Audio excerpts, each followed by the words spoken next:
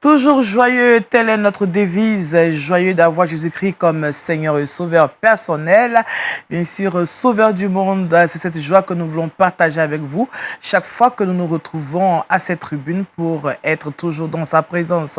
Aujourd'hui, nous avons avec nous le pasteur Doubi François. Shalom, pasteur. Shalom, sœur Daniel. Ça va bien? Ça va très bien, merci. Alors, avec vous tout à l'heure, nous allons méditer la parole de Dieu. Et je pense que le thème, il est très évocateur. On va le cacher pour tout à l'heure. D'accord. Merci en tout cas d'avoir accepté notre invitation. Oh, le plaisir partagé. Et avec Laetitia, j'ai dit coucou. Comment coucou ça va? Daniel, ça va très bien. Alors, cette journée, elle commence bien. Oui, elle commence bien par la grâce de Dieu. Dieu merci. On aura le saviez-vous et le trick box avec Laetitia. Effectivement. Aujourd'hui, dans le saviez-vous, on ira du côté de la religion. Et dans le trick box, on donnera quelques bienfaits de l'ail. L'ail, Oui, l'ail qu'on utilise pour la cuisine. donc on peut consommer ça régulièrement, ça fait du bien. Oui, ça fait du bien. Je vais juste lever un petit coin du voile, quoi. Ça fait du bien, on peut manger ça cru comme ça même, ça fait du bien. Ok, merci Laetitia. Et nous avons avec nous Maman Breka, le 16 jeudi, et on parle de relation d'aide. Shalom Maman Breka Ouassia. Shalom Daniel, shalom à tous. Comment ça va Maman? Très, très, très bien. Dieu merci. Alors, la fois dernière, nous avons eu à parler. Amen. Pardon? Parce qu'il est ressuscité. Amen. Amen. Il est ressuscité avec nous. Et nous avec lui. Voilà. Alors, la dernière fois, on a eu à parler des relations parents-enfants. Aujourd'hui, on va continuer. Oui. Et nous mettrons l'accent sur quoi aujourd'hui? Oui, parce que c'est un sujet bateau. Donc aujourd'hui, nous allons mettre l'accent sur les conséquences D'accord. que peut subir un enfant, même étant déjà dans le sein de sa mère, en forme d'embryon déjà, D'accord. et jusqu'à ce qu'il devienne un adulte, ça peut le suivre. Les conséquences du stress que la mère vit. D'accord. Si la mère vit une maltraitance, l'enfant subit. Ok. Il subit, il ressent la même chose que la mère. D'accord. Bien qu'il était dans le ventre. Oui, c'est pour ça qu'il ne faut pas frustrer D'accord. une femme qui attend un bébé. Mais il y a des femmes qui attendent des bébés qui ne sont pas aussi faciles à vivre. Bon, on n'est pas encore arrivé dans le sujet, parce mais... que oui, d'accord, mais vous devez comprendre quand même que voici un petit être étranger qui s'impose à vous, il vous impose son dictat. Ah oui! Et donc, la femme, je veux dire, réagit quand même un peu aussi. D'accord. Pour dire que, après tout, c'est moi la chef ici. Quand c'est une femme qui parle, bon, nous sommes rassurés. Ce sera donc tout à l'heure pour la rubrique relation d'aide. En tout cas, nous avons planté les décors. Maintenant, nous allons passer à la méditation. C'est bien entendu important de commencer notre journée par la parole de Dieu. Méditons ensemble. C'est tout de suite.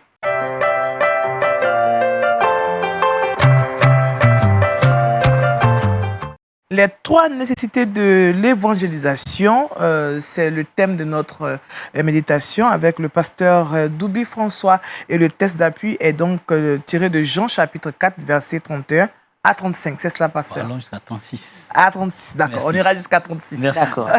Merci beaucoup. Vous avez la parole. Voilà, bonjour, je voulais saluer tout le monde. D'accord. Bonjour à vous et bon réveil à tout le monde. Merci, pasteur. Voilà, nous allons manger la parole de Dieu avant de pouvoir attaquer la journée. C'est ça, c'est important. S'ouvre à nous. Il y a assez d'opportunités et Dieu veut que nous soyons bénis en cette journée. Amen. C'est pourquoi le passage de ce matin est tiré du livre de Jean, chapitre 4, à partir du verset 31 au verset 36. Si vous le permettez, je vais faire la lecture. D'accord. Pendant ce temps, les disciples le pressaient de manger, disant, « Rabbi, mange !» Mais il leur dit, « J'ai à manger une nourriture que vous ne connaissez pas. » Les disciples se disaient donc les uns aux autres, « Quelqu'un lui aurait-il apporté à manger ?» Jésus leur répondit, « Ma nourriture est de faire la volonté de celui qui m'a envoyé et d'accomplir son œuvre. Ne dites-vous pas qu'il y a encore 4 mois jusqu'à la moisson ? Voici, je vous le dis, levez les yeux et regardez les champs qui déjà blanchissent pour la moisson. » Que Dieu bénisse sa parole. Amen. Permettez-moi de situer le contexte de ce passage. C'était à l'occasion de la rencontre de Jésus avec une femme samaritaine. Jésus et ses disciples étaient de passage et arrivés à Sichar, précisément à côté de la ville de Samarie. Oui. La Bible dit que Jésus, étant fatigué, a décidé de se reposer là et a dépêché ses disciples pour aller chercher de la nourriture. Certainement, il avait faim. Pendant que ses disciples allaient chercher de la nourriture, Jésus avait un entretien avec une femme samaritaine au bord du puits de Jacob. C'est ça. Quelque temps après, ses disciples arrivent, ils sont surpris de voir Jésus en train d'avoir un entretien avec une femme dans un lieu isolé. Et bon, là, il y avait du monde parce qu'elle avait déjà appelé une foule pour venir voir Jésus. Ils étaient surpris de voir Jésus en train de parler. La Bible dit, ils pressaient Jésus à manger. Maître, mange pour qu'on continue la marche. Il va leur dire, au verset 31, 32, il dit, j'ai à manger une nourriture que vous ne connaissez pas. Et les disciples étonnés se disent, mais on te dit de manger et tu dis que tu as une nourriture à manger. Certainement, quelqu'un lui a donné à manger. Et comme Jésus connaît le cœur des hommes, il leur dit, ma nourriture est de faire la volonté de celui qui m'a envoyé et d'accomplir son œuvre. Amen. Et quand il a fini de dire, il va encore avancer pour expliquer pourquoi il est important d'annoncer l'évangile. Il dit, ne dites-vous pas qu'il y a encore 4 mois jusqu'à la moisson? Voici, je vous l'ai dit, levez les yeux et regardez les champs qui déjà blanchissent pour la moisson. De ce passage, j'ai relevé 3 points qui doivent nous emmener à évangéliser. Donc, les 3 nécessités pour annoncer l'évangile. Les 3 nécessités pour annoncer l'évangile. Première nécessité, Jésus va le dire ici. Il dit, ma nourriture est de faire la volonté de celui qui m'a envoyé. C'est ce que Jésus dit. Il avait un entretien, il était en train de parler du royaume de Dieu à cette femme samaritaine qui cherchait le bonheur, qui cherchait la vie éternelle. Et elle croit Jésus, Jésus lui prêche la bonne nouvelle, elle est heureuse, elle est épanouie. Et puis les disciples arrivent, ils veulent interrompre l'entretien. Jésus lui dit, moi ma nourriture, c'est de faire la volonté de mon Père. Amen. Les disciples, qu'est-ce que Jésus lui dit par là? Est-ce que Jésus n'aime pas manger? Si, il aime manger parce que la nourriture est nécessaire pour le corps physique afin d'être en bonne santé physique pour pouvoir marcher. Mais Jésus voulait parler de la priorité. Donc, premièrement, la priorité de la mission, c'est de faire la volonté de Dieu. Jésus est venu pour faire la volonté de Dieu. Tout enfant de Dieu, prioritairement dans sa vie, doit chercher à faire la volonté de Dieu. C'est ça la nourriture. La volonté de Dieu, c'est d'annoncer l'évangile. Parler du royaume de Dieu. Proclamer la bonne nouvelle. Vous savez, il y a un économiste nommé Abraham Maslow qui a fait une pyramide des besoins de l'homme. Et au pied de la pyramide, il a dit que l'homme a toujours un premier besoin qu'il doit satisfaire. C'est le besoin physiologique. Manger, boire. Après ce besoin vient le deuxième besoin, qui est le besoin il veut se sentir sécurisé. Il veut se sentir en sécurité. Donc, il a besoin d'acheter un terrain et se construire une maison. Ensuite, il veut se sentir aimé. Besoin d'estime. Après, il veut s'exprimer. Il veut entreprendre quelque chose. Donc, le premier besoin, c'est au bas de l'échelle, c'est manger. Jésus veut dire que si le premier point, c'est-à-dire ce qui est au bas de l'échelle, si la fondation n'est pas faite, toute la pyramide va s'écrouler. Si quelqu'un veut réussir dans sa vie, si un enfant de Dieu veut réussir dans sa vie, je veux lui conseiller ce matin de prêcher la parole de Dieu. Amen. Car c'est pour cela que Jésus est venu donner sa vie. Et quiconque parle de Jésus-Christ, ça attire la bénédiction de Dieu. Annoncer l'évangile, car c'est ça la priorité. Donc, priorité, la nourriture, c'est d'annoncer la parole de Dieu. Deuxièmement, Jésus va dire, il va interpeller ses disciples, il dit, ne dites-vous pas qu'il y a encore 4 mois jusqu'à la moisson? Certainement, quand on sème le riz, on attend toujours 4 mois avant d'aller moissonner. Donc, c'était une période qui était connue de tous. Mais Jésus va les interpeller en leur disant, « Hey, ne pensez pas qu'il y a encore du temps d'attendre. Non, le riz est déjà mûr. Le riz, c'est l'image des hommes qui ne connaissent pas Christ et qui sont exposés. Personne ne vient les ramener à Christ. Ils sont exposés au diable, exposés aux puissants des ténèbres, aux autorités qui les rendent prisonniers et qui les font souffrir. Et il parle de l'urgence ici. Le premier, c'était la priorité. Le deuxième ici, C'est l'urgence de la mission de l'évangile. Il y a une urgence. Regardez les champs, il dit, ne dites-vous pas qu'il y a encore 4 mois jusqu'à la moisson? Voici, je vous l'ai dit, levez les yeux et regardez les champs qui déjà blanchissent pour la moisson. Amen. Le riz est mûr. Les âmes ont besoin de Christ. Les femmes, des hommes souffrent, les jeunes gens. C'est le temps d'annoncer l'évangile. Regardez aujourd'hui le pays dans lequel nous vivons. Les hommes et les femmes ont besoin de Christ. Amen. Pourquoi nous fermons la bouche quand nous allons au marché? Pourquoi nous ne parlons pas de Jésus au travail? Pourquoi nous ne faisons pas savoir que Jésus est le seul chemin par lequel nous pouvons être sauvés? Il faut que nous proclamons ça. Donc il y a urgence parce que l'ennemi est en train de détruire. Il a volé la vie des femmes, des hommes, des jeunes gens, des gouvernants. Regardez la corruption aujourd'hui dans nos sociétés. Annonçons l'évangile et Christ sera le Seigneur de ce pays. Amen. Ensuite, il dira au verset 36, c'est lui qui moissonne, reçoit un salaire. Troisième nécessité, il y a un salaire. Alléluia. Alléluia. Oh, qui n'aime pas recevoir un salaire dans ce monde? C'est pourquoi on est là. Oh, nous voulons des salaires. Et donc, voici un travail gratuit. Amen.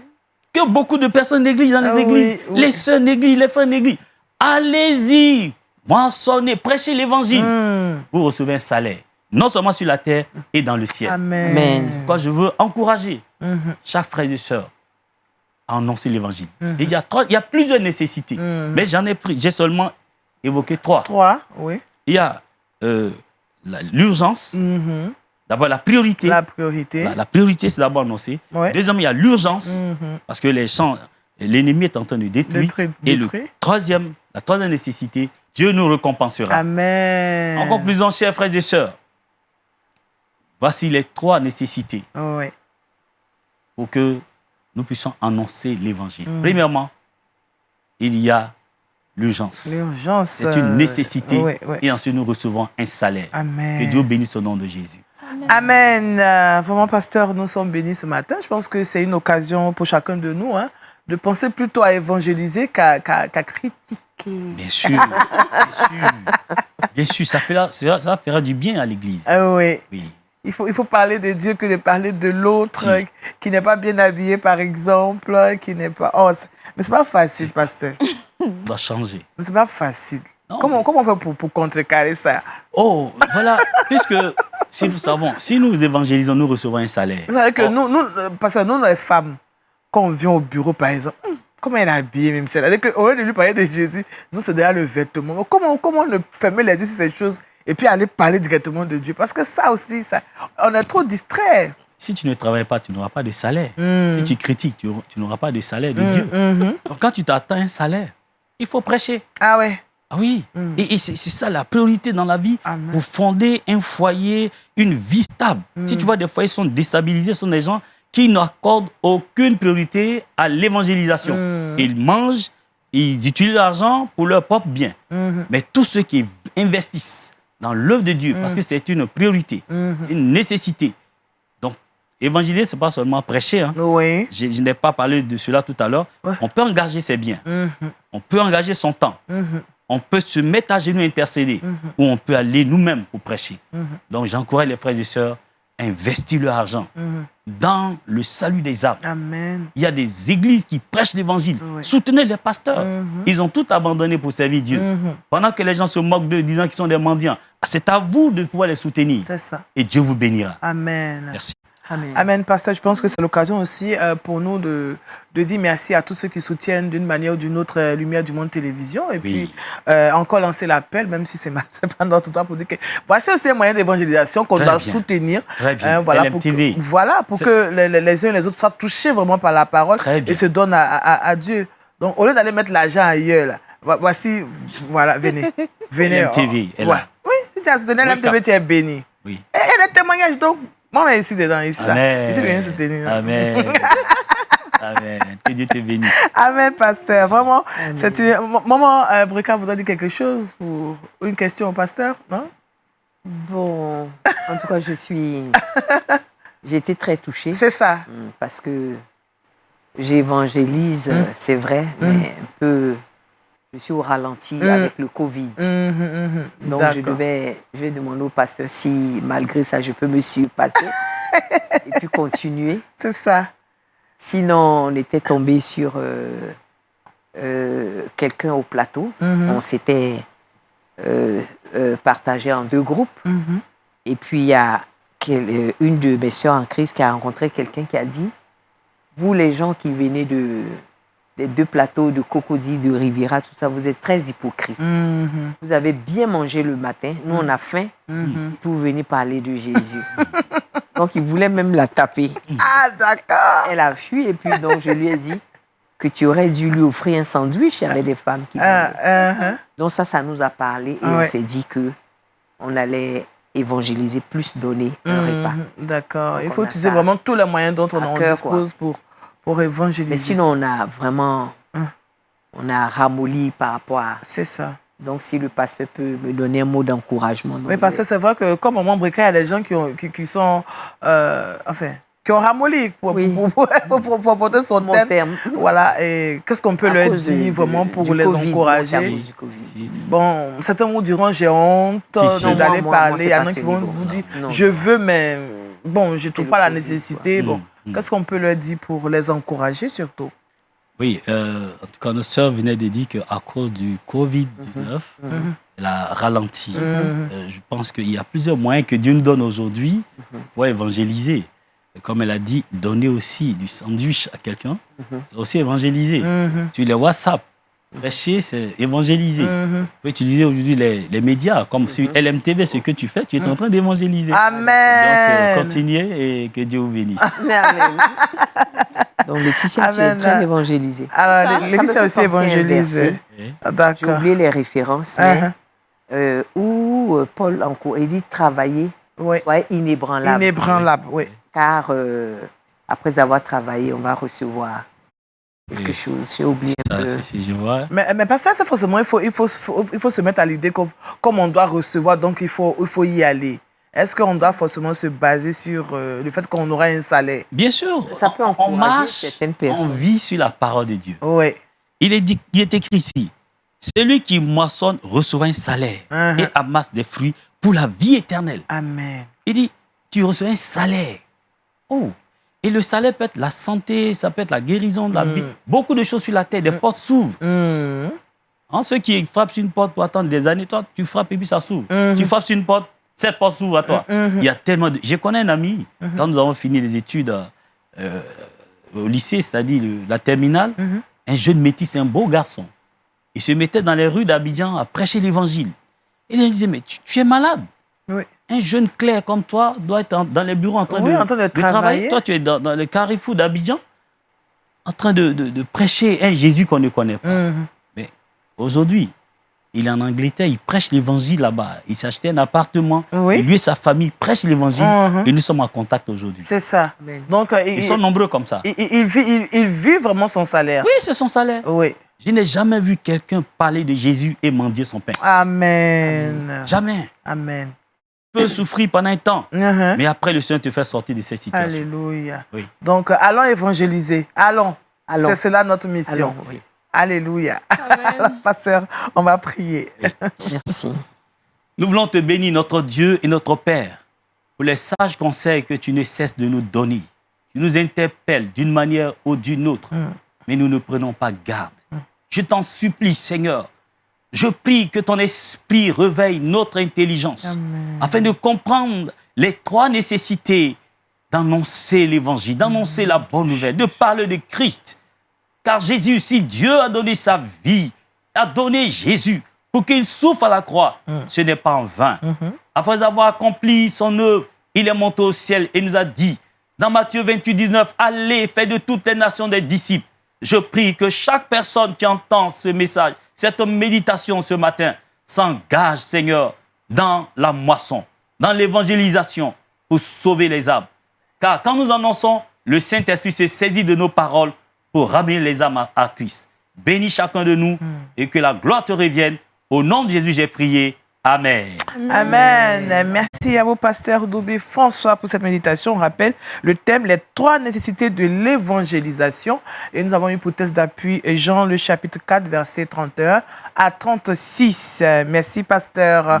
On va changer maintenant de cap et parler de quelque chose qui va certainement vous intéresser, puisque Laetitia, elle nous intéresse toujours avec ces sujets. Tout de suite, le saviez-vous?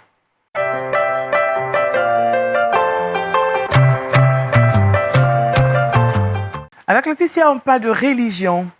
Effectivement, Daniel, aujourd'hui, dans Le Saviez-vous, j'ai décidé de partager avec vous un pan de la religion, notamment des statistiques qui ont été faites. Déjà, est-ce que vous connaissez ici le continent qui est le plus chrétien? L'Afrique. L'Afrique, non? Moi, je pense que c'est l'Asie. Hein. L'Asie, l'Afrique, d'accord. Donc là, on a différentes opinions, on pense que c'est partagé. Donc moi, aujourd'hui, j'ai une information capitale, comme je le disais tout à l'heure. Les différentes statistiques qui ont été faites durant la 3e édition de l'Encyclopédie chrétienne mondiale va nous dire que c'est vrai qu'au départ, l'Occident était considéré comme, on va dire, le continent le plus chrétien, car c'est de là-bas que tout est parti.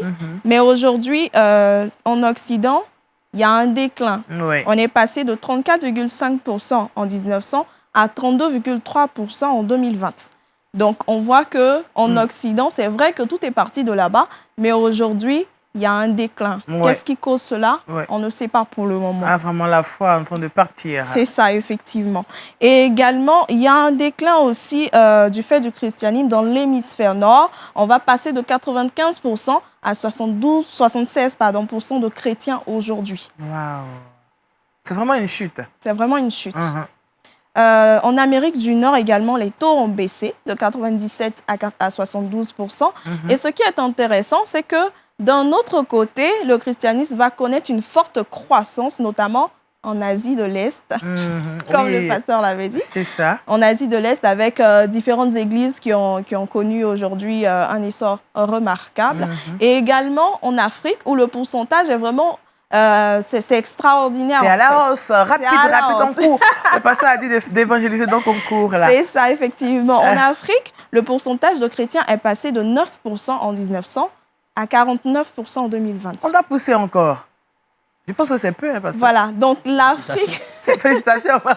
Oui, félicitations. Parce qu'on a augmenté de 40%. C'était de 9% à maintenant on a 49%. À 49%. Ah oui. Voilà. Là, on va partir encore. On va atteindre 70%. Donc, voilà, on voit que les Africains, le gain des âmes, c'est notre leitmotiv. Voilà, c'est important, comme le pasteur l'a dit tout de suite, d'évangéliser. On va s'attendre au salaire, certainement, mais déjà, on va évangéliser pour l'amour de Jésus. Non, là, on a encouragé ce matin. On a un salaire, donc on doit évangéliser. C'est ça. Et également, ce qui est intéressant, c'est que en République démocratique du Congo, là-bas, c'est extraordinaire. Là-bas, le christianisme est passé de 1% à 95%. Waouh. Oui, Ouais. en RDC. Ah, félicitations. Oui, félicitations. Vraiment, à l'église là-bas, À 95%. ça bouge beaucoup. Hein? Effectivement. Donc, aujourd'hui, le continent le plus chrétien, c'est l'Afrique. L'Afrique. Alors, Oui. donc, nous sommes Vous êtes dans le vrai. dans le vrai, et puis le pasteur nous a suivi Également, un peu. Voilà. un peu. Donc, ouais. l'Asie de l'Est. Oui, surtout l'Afrique. avec la Chine. Voilà, avec la Chine également. Voilà, donc aujourd'hui, et surtout la Corée aussi, les églises La Corée, coréennes oui, et tout oui, ça. oui. Voilà. Ah, vraiment, pasteur, quand on entend ce genre d'informations, tout à l'heure, vous nous avez exhorté à évangéliser, mais là, il y a une information qui vous réjouit quand même. Hein? Oui, ça me réjouit, mais en me référant à la parole de Dieu, le Seigneur a dit que la moisson est grande. Amen. Il dit, on n'est jamais satisfait pour dire que nous pouvons croiser les bras.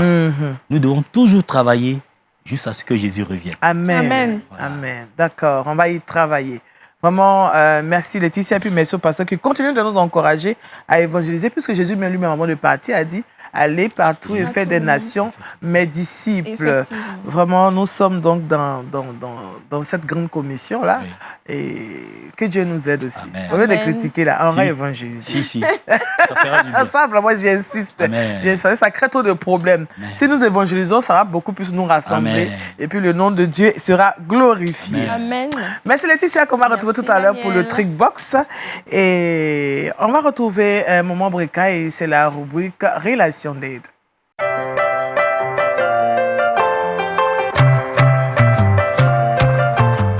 Avec Maman Breka, nous parlons de la relation parent-enfant. Aujourd'hui, nous mettrons l'accent sur le stress subi par l'enfant dans le sein de sa mère. Aïe, ça c'est une affaire aussi, hein, un moment. En effet, Daniel, c'est une affaire. Oui.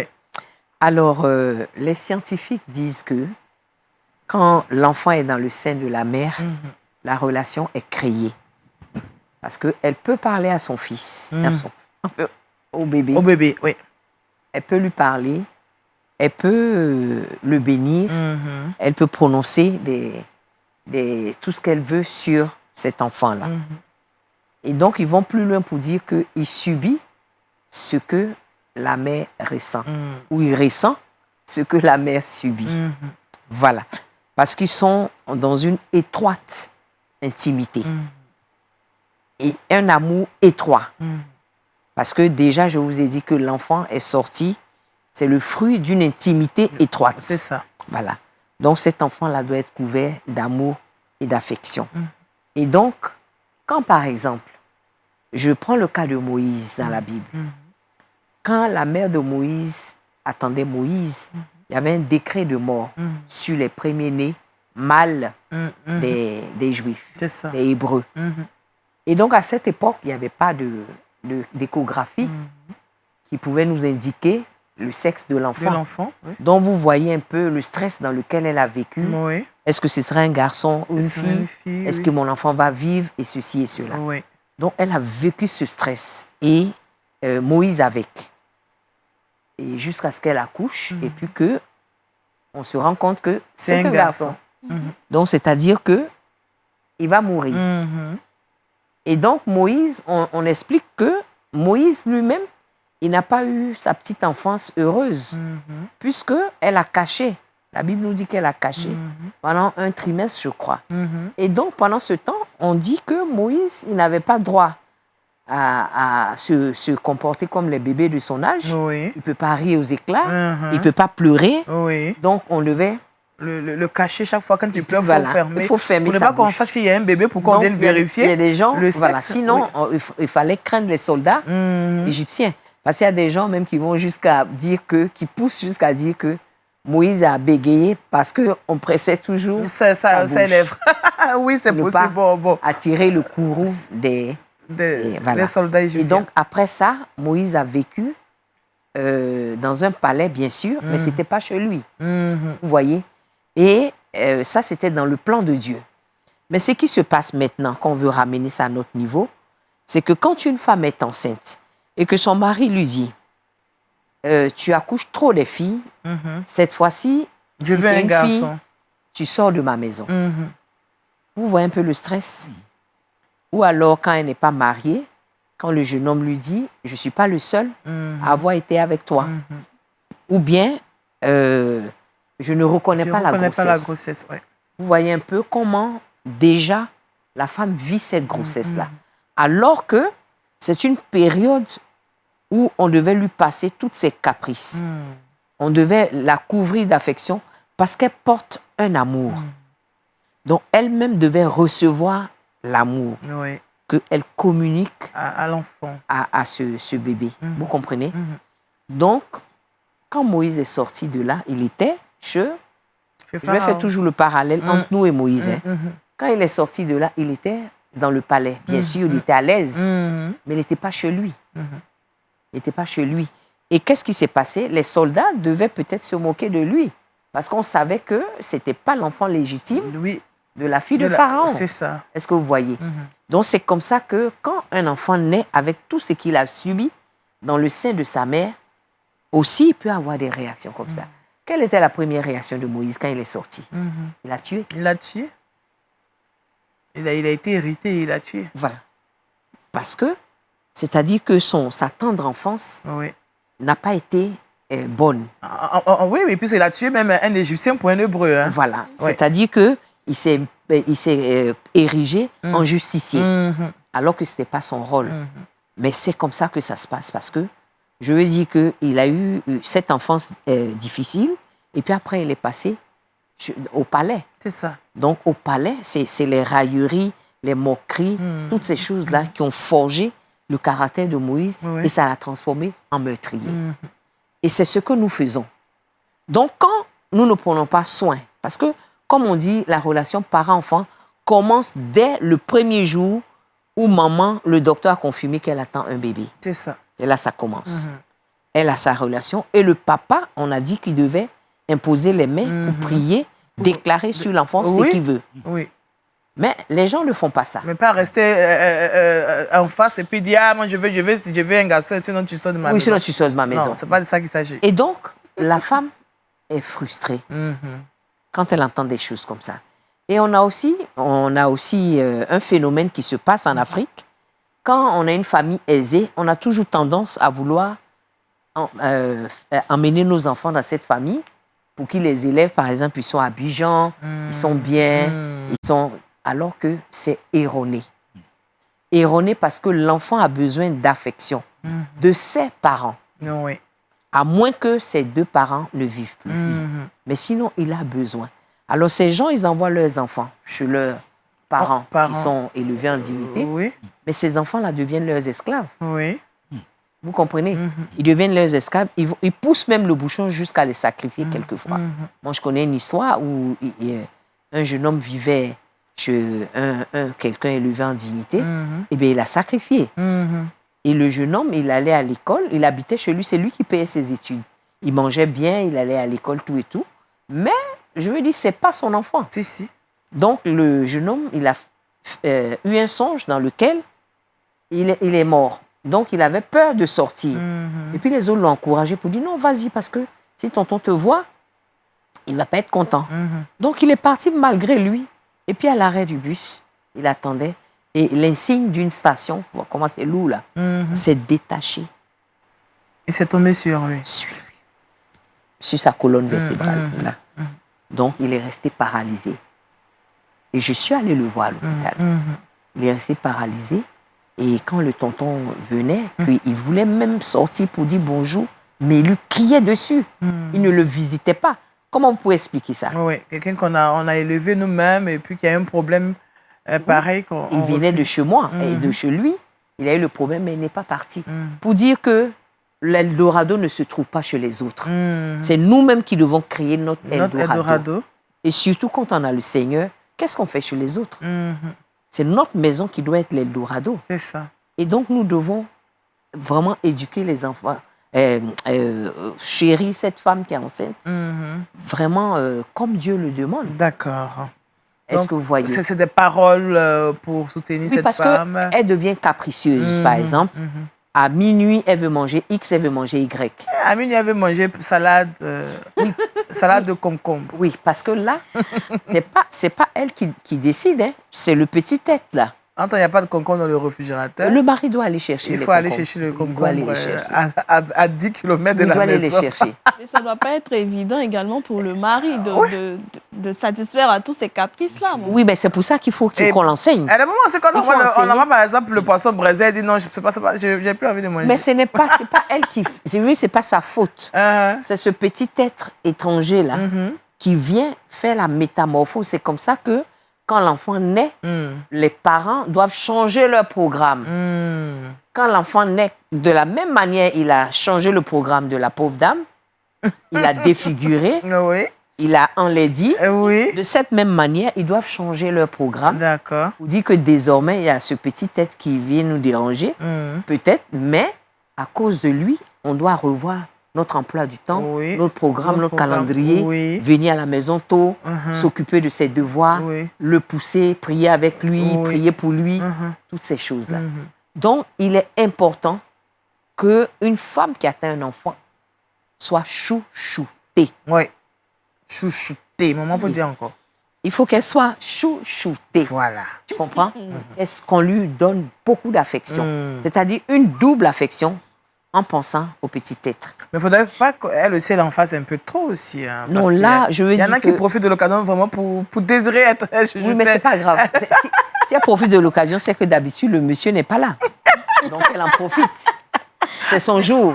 Il y a aussi c'est sa période. Oui, il y a aussi des jeunes filles qui sont à la base déjà très capricieuses. Donc, on imagine avec la grossesse, ça va se multiplier. On dit c'est la 7 ans enceinte, ici on fuit. Voilà. Il n'y a pas de problème. Maintenant, je vais dire un autre, je vais soulever un autre problème. Rapidement, maman. Oui, d'accord. C'est que vous savez pourquoi Dieu est vraiment opposé au divorce. C'est pas, et c'est ce que nos mamans ont compris. Parce que les mamans sont toujours restées dans les foyers pour leurs enfants. Vous veillez sur les enfants. Voilà, donc elles préfèrent prendre la souffrance sur elles. Et on les critiquait, tout ça, mais ce n'est pas si mauvais que ça. Parce que quand la mère n'est pas là, c'est une autre mère qui vient. Est-ce que vous êtes sûr que cette mère va aimer cet enfant-là? Comme il se doit. Voilà.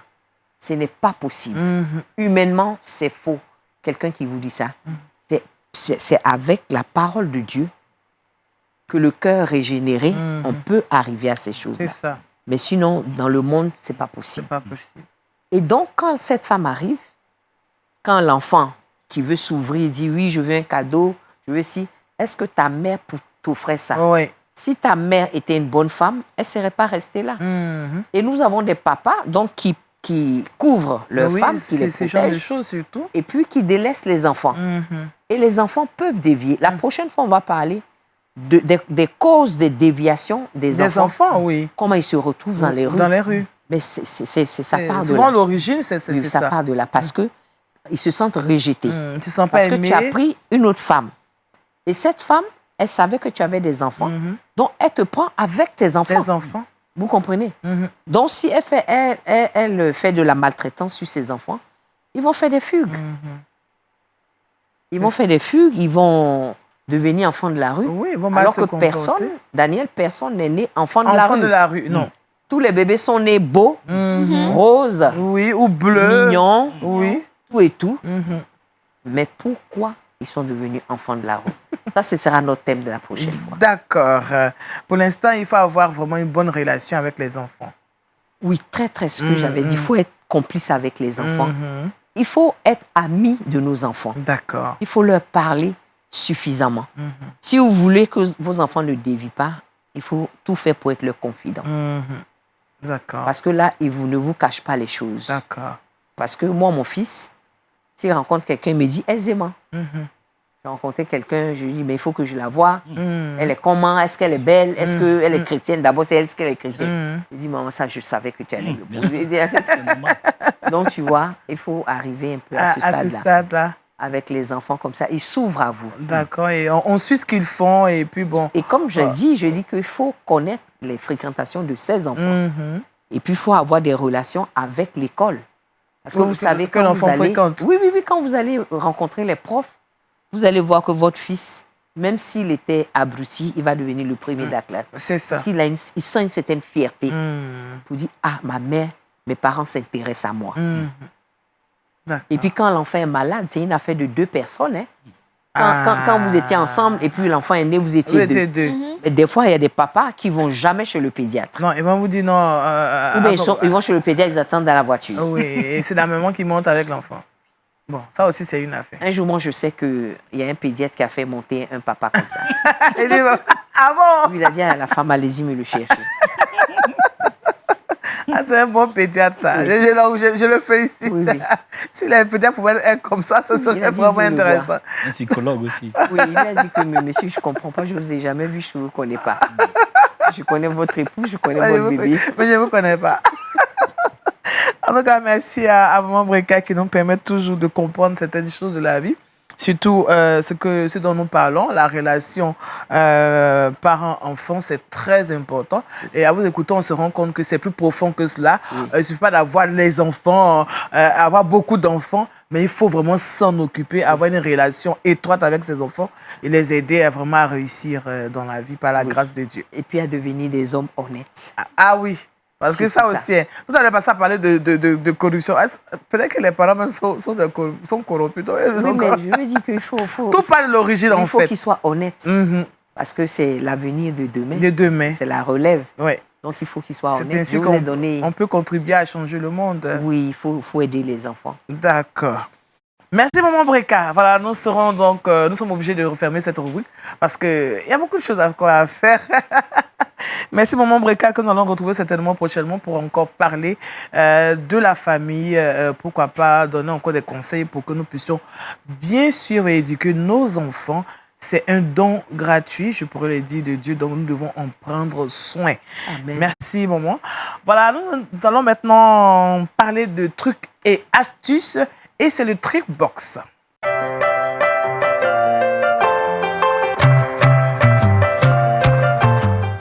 Alors, avec Laetitia, nous nous intéressons à un aliment, le l'ail, c'est ça?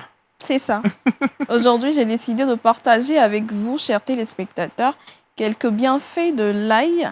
L'ail qu'on utilise en cuisine, l'ail qu'on utilise généralement dans nos différentes salades et voilà, dans les cuissons et tout ça. La première des choses qu'on va retenir, c'est que l'ail va nous permettre d'avoir un cœur en bonne santé.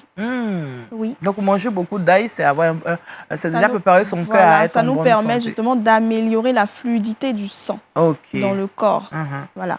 Donc, on va prendre peut-être 1 à 2 gousses d'ail qu'on va manger naturellement comme ça, sans toutefois préparer. Mais ça pique un peu. Un peu, justement, mais le un peu là, c'est ce qui fait que ça nous donne une bonne santé. D'accord, d'accord. Voilà. Vaut mieux se laisser piquer un peu que d'avoir une mauvaise santé. C'est ça. Donc, ça va préserver le cœur, permet d'avoir une amélioration de la fluidité du sang, éviter ainsi les formations de caillots de sang et on va dire de boucher les artères aussi. Deuxième des choses que l'ail va nous permettre de faire, justement, c'est de rester mince. Ah oui? Ah bon? Parce que, je veux bien, moi. Parce que l'ail contient très peu de calories. Donc, du coup, étant donné qu'on a un faible apport en calories, on ne va pas grossir, en fait. D'accord, ok. Troisième des choses, d'affiner notre silhouette aussi. C'est ça, affiner notre silhouette. Et la troisième des choses qu'on va retenir sur l'ail, c'est que c'est un anticancérigène notoire. Et l'ail va nous permettre justement d'avoir une bonne santé, comme je l'ai dit tout à l'heure. Manger 1 à 2 gousses d'ail, ça va nous faire du bien, permettre de nous éviter le cancer, permettre également d'avoir un cœur en bonne santé avec une fluidité dans le sang, permettre aussi également de pouvoir rester mince. Merci Laetitia. Mais là, il faut le manger cru, hein, en salade par exemple. En salade, voilà. En salade par exemple, pas forcément cuit ou cuit, mais en salade, ce serait très bien. D'accord, donc on fait notre petite salade verte avec un peu d'ail, avec un soupçon d'ail et puis un peu de tomate. Voilà. Donc voilà, ça fait la fin, quoi. Ok, c'est bon pour ce soir. Merci Laetitia. Pasteur, vous aimez l'ail? Oh oui, on en consomme beaucoup. Mon épouse en fait une bonne quantité. D'accord. En tout cas, elle fait bien. Pourquoi vous êtes svelte, c'est bon. On comprend.